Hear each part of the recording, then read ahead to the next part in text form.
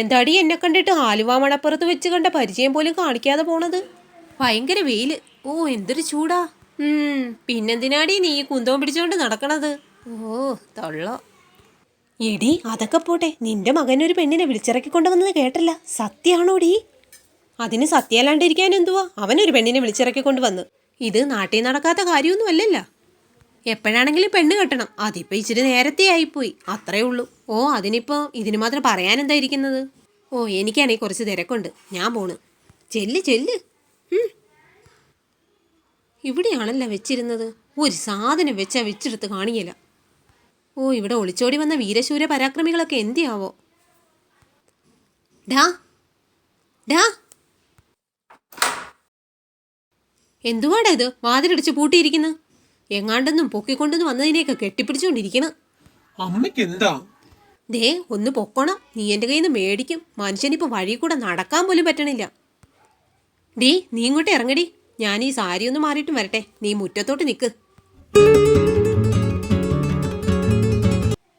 ഇന്നാ പിടിക്ക്, തൂക്ക് മുറ്റം. ആ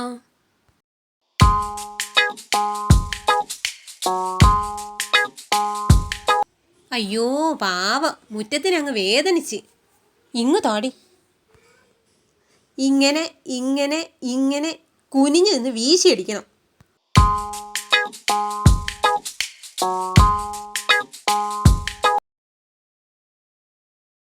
മുറ്റം തൂപ്പ് കഴിഞ്ഞെങ്കിലേ ഇന്നാ ഈ തുണി അങ്ങോട്ട് കഴുകു. വാഷിംഗ് മെഷീൻ എവിടെ അമ്മ? ആ വാഷിംഗ് മെഷീനോ?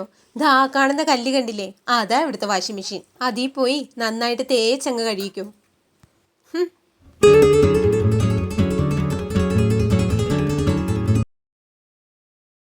അതെ നിക്ക്, എവിടെ പോണ്?